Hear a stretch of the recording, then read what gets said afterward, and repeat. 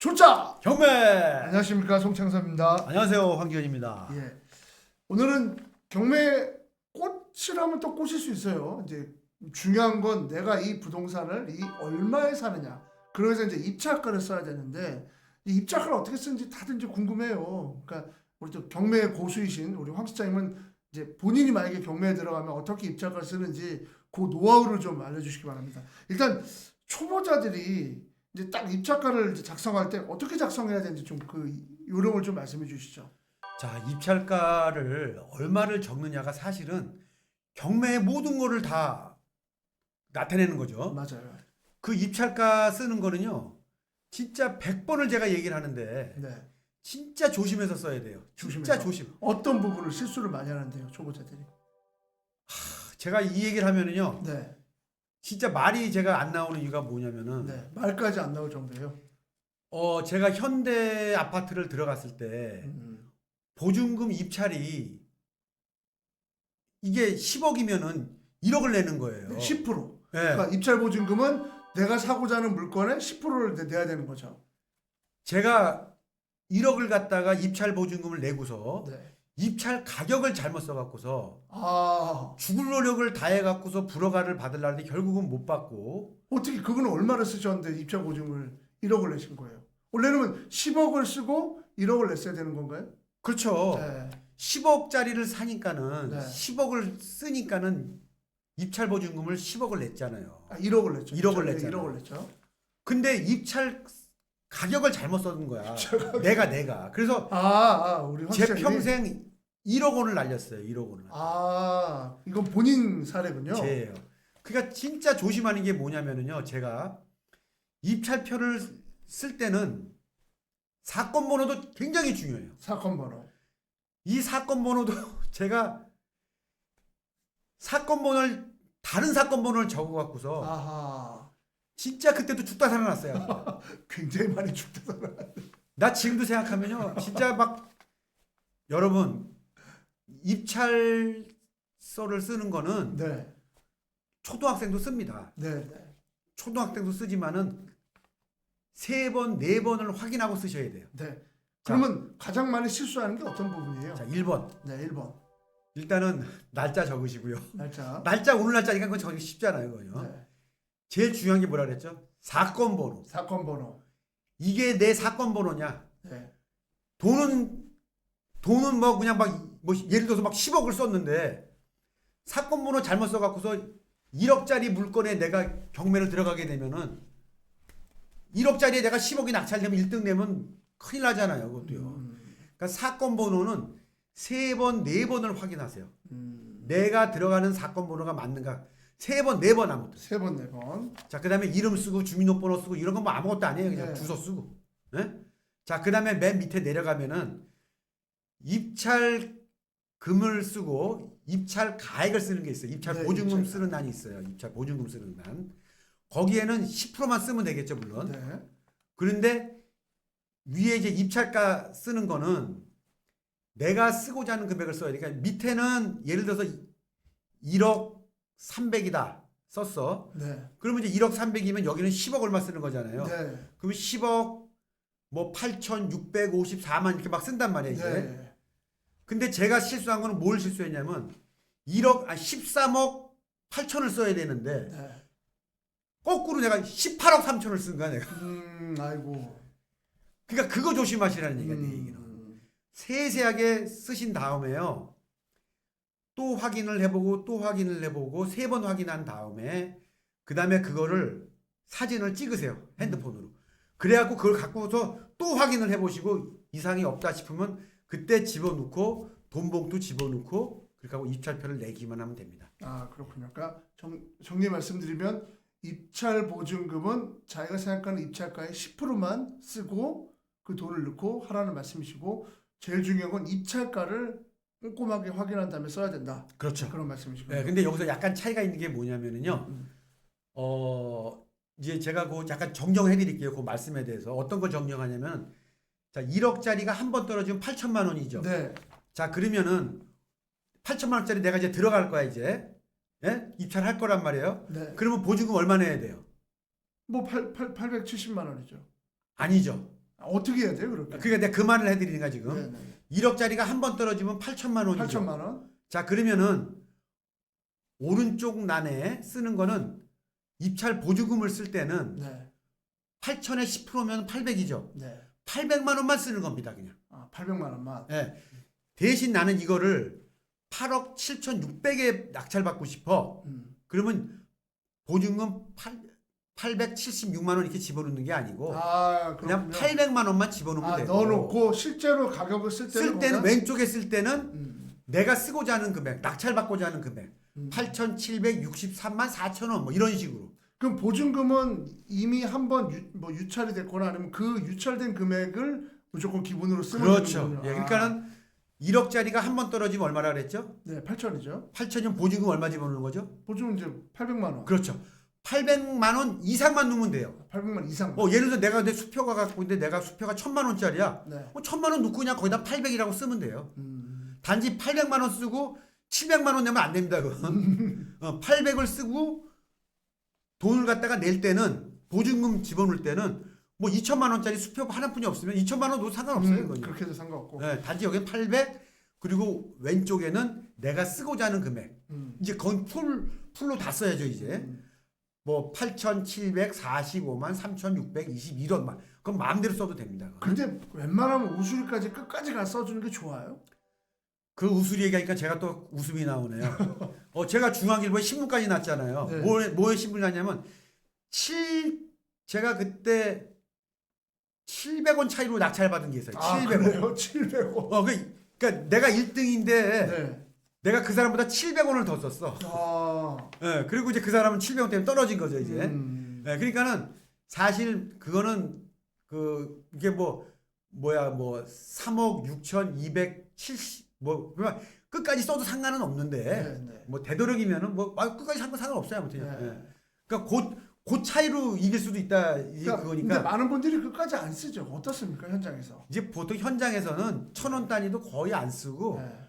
10,000원 단위로 쓰는 경우가 좀 있죠. 10,000원 네, 단위까지. 10,000원 근데 제가 아주 재밌는 얘기 하나 해도 돼요? 시간이 좀 그러시죠. 괜찮은가요? 네, 괜찮아요. 네.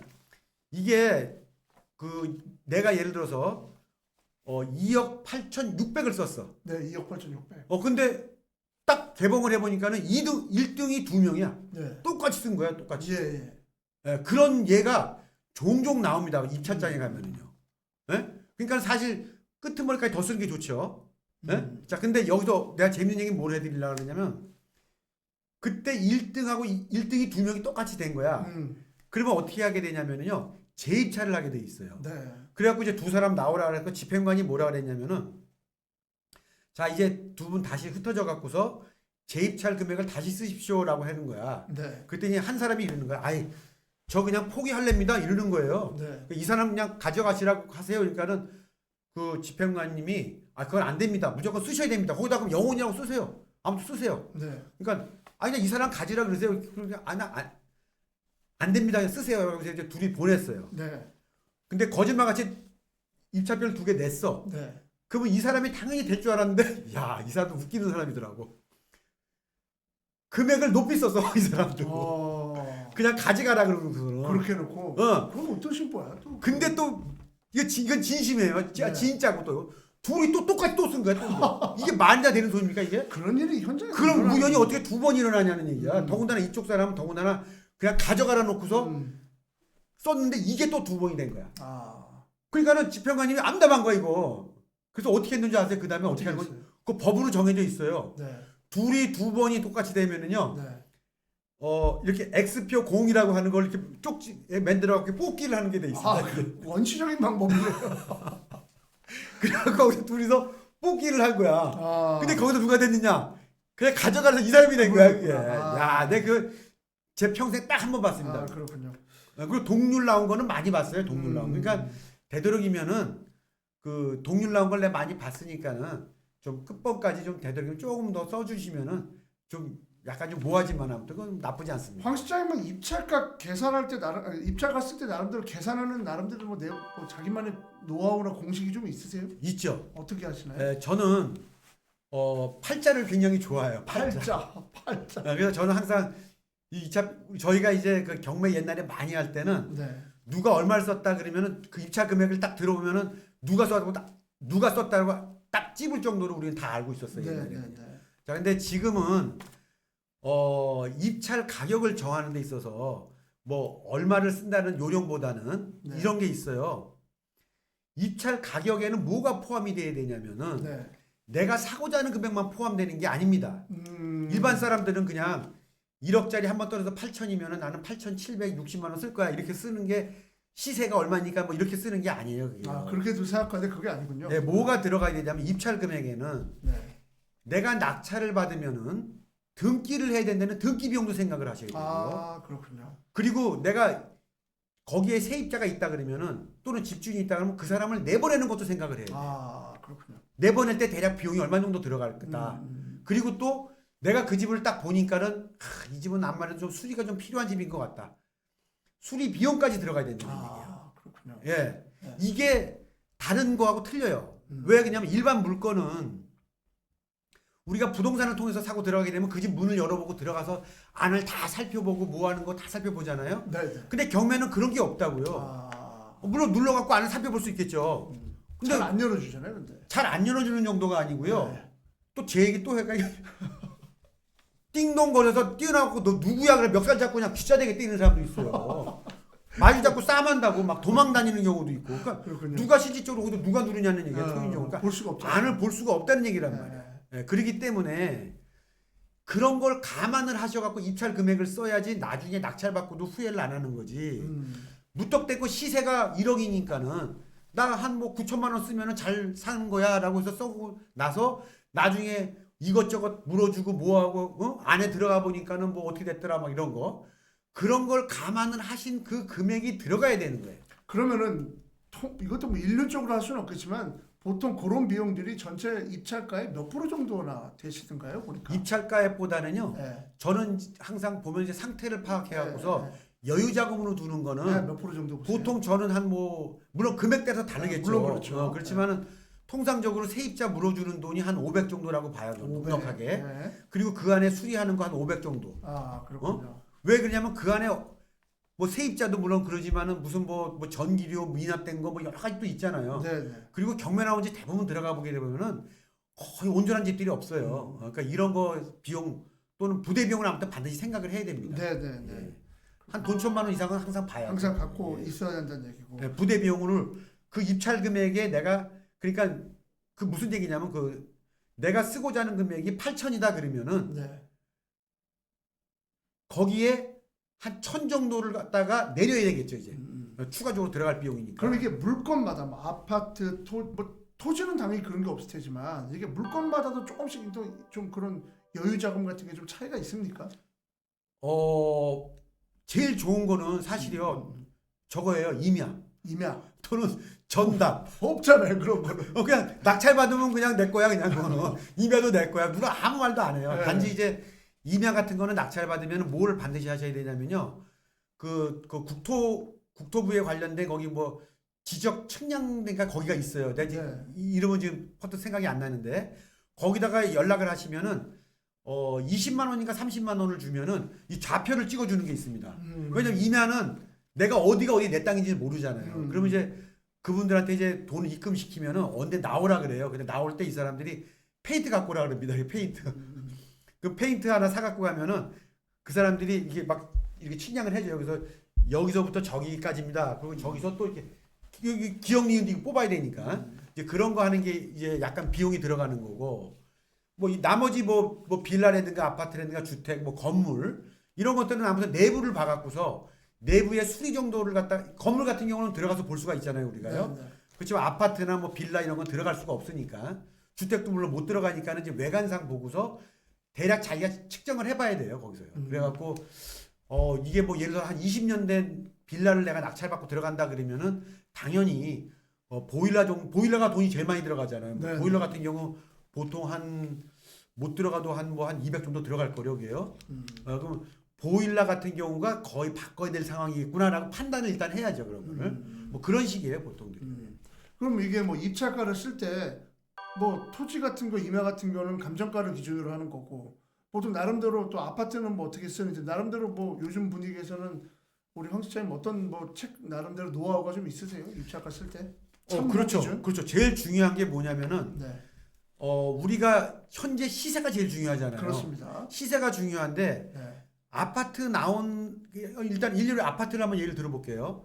아파트에 경매 나온 곳에 시세 파악을 제일 중요하다고 사람들은 다 말을 합니다. 네, 네, 그렇지만 막상 가서 시세를 어떻게 파악을 해요? 네, 물론 부동산 가서 물어보면 되겠죠.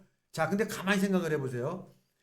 아파트가 하나 나와갖고 우리가 그쪽 인근 부동산을 들어갔어. 네. 그래갖고 대략 물어봐. 근데 나만 물어볼까요? 딱 가보면 벌써 부동산에가 피곤해 보여. 너무 왜? 많이 가서 물어봐서. 이놈 저놈이 와갖고서 거기 시세가 얼마예요? 시세가 뻔히 다 알아 이제. 딱 그래서 저기 뭐 하나 물어보려고 그러고 저기 뭐 경매 나온 거 얘기하시려고 그러죠? 그 정도만 해도 고마운 사람이 어떤 사람은 어떻게 하냐면 일부러 있잖아요. 네. 예를 들어서 뭐 3억짜리 갖다가 이래. 그거 3억 5천이야 요새 시세. 사실 그 말을 안 해주는 거예요. 안 해주죠. 아, 그러니까는 결국은 우리는 궁극적으로 최근에 나온 그 자료들을 활용할 수뿐이 없어요. 뭐 실거래가액이 얼마인가. 그 나오잖아. 실거래가액 그래서 다 나오잖아요 네. 요새요. 그리고 또 그 예전에 그 혹시 그 인근에 나온 그 뭐야 그 저기 뭐야 경매 낙찰이 된 것도 낙찰이 있어요. 얼마에 됐는지 네, 그런 건 요새 그런 거 참고를 해야 되는 거예요. 그 저기 뭐야 그 검색 사이트에 들어가 보면 많이 나와 있어요. 그러니까 네, 네. 그런 거 참고를 하고 그리고 이제 제일 중요한 거는 자기 스스로가 먼저 경매 나온 저 집을 얼마 정도의 판단을 할까 생각을 해갖고 네. 요즘 같은 시세라 그러면은 2022년도에 감정이 굉장히 많습니다. 거의 대부분이에요. 그런 것들은 지금 거의 뭐 엄청나게 떨어졌잖아요. 네, 네. 그거를 감안하셔야지 감정가를 터무니없이만 믿어서 안 된다는 얘기란 말이에요. 네. 그런 여러 가지 그 입찰 가격을 얼마를 쓸 것인가에 대해서는요. 사실 이 방송으로는 너무 시간이 짧아요. 맞습니다. 그거는 충분한 자료를 제가 보여드리면서 맞습니다. 얘기를 해야 되니까 그때 다시 한번 또 자세하게 한번 그렇게 하겠습니다. 기회가 좀 있을 때 얘기해 드릴게요. 알겠습니다. 조차 경매 오늘 여기까지입니다. 시청해주셔서 감사드리고 이 콘텐츠 마음에 드시면 좋아요, 구독 부탁드리겠습니다. 시청해주셔서 감사합니다. 감사합니다.